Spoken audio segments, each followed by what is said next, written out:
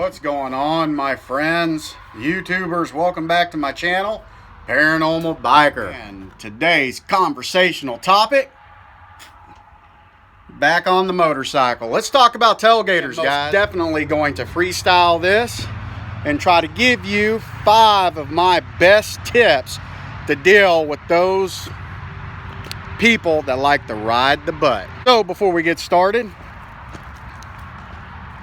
I would just like to ask y'all, whether you ride motorcycles, you don't ride motorcycles, haven't every single one of y'all gotten to experience the awesomeness of the person just riding the shit out of your ass? You know, in some cases you look down and you're already going over the speed limit. I'd like to add, guys, that this video is going to be rated R for language. I think we've all have been blessed with the dealings of them nut hugging, ball licking, all over the ass having, inconsiderate buttheads. So here's care tip number 1, guys.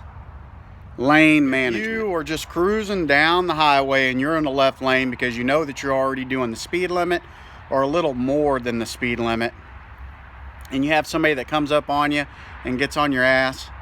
Do a little lane management. If there's somebody behind you, if there's not somebody behind you, you need to stay futuristic to the idea that something could happen while this yahoo is all over your butt. So me, preferably, would like to stay on the left side of the lane that you're in. If you're in the slow lane, it would be the right lane. So that way, if you come up on somebody, you're able to see around them. In some cases, if you're in the left lane, you would have to jump on the right side. And as safe as that sounds, to be able to jack around somebody to get away from the person on your ass, it's really not all that safe, guys, because most of the time when you're on a motorcycle, you're more worried about the person on your ass than you are the people around you. And unfortunately, a rider has to ride not only for themselves, but everybody else on the road. So if you're on that right side in the left lane and you decide to pop off into that right lane and dart off to get this guy off of you, you may not have seen the guy that's coming up on your right side, and you might get clipped. And we all know if you get clipped on a motorcycle, there's no takebacks. So yeah, that's my number 1, lane management. And number 2. Oh, that's not blowing smoke at the person on your ass. Moving over, guys. If somebody's on your ass and you're already doing the speed limit, you're already going over the speed limit, and they're still on your ass, there's a reason that they're on your butt, guys. They could be in an emergency and too stupid to know to turn on their flashers or to give you a flash to get by. So with that being said, move on over. If you can move over, get out of their way. Let them haul ass past you, get down the road.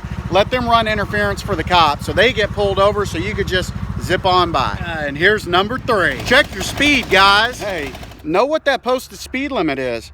Look down, see how fast you're going. Believe it or not, you just might be going underneath the speed limit. Motorcyclists are not perfect.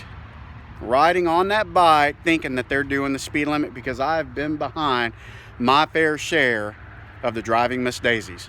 And if you're going underneath the speed limit and you know you're going underneath the speed limit, it might be because you don't feel secure riding on public roadways.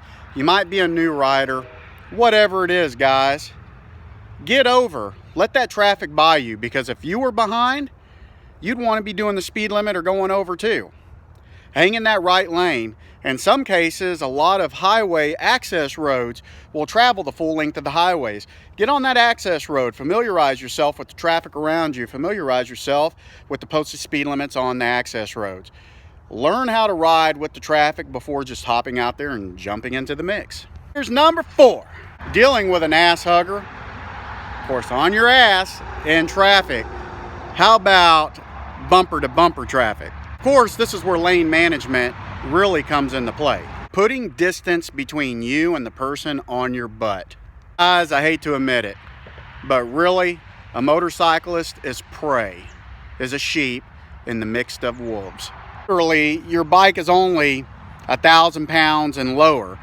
You're dealing with vehicles that are double, 3, 4, 5 times, 6 times, and I'm not even talking about 18-wheelers, heavier than what you're on. Think you're a tank, with the world's biggest brush guard bumper, because you're not.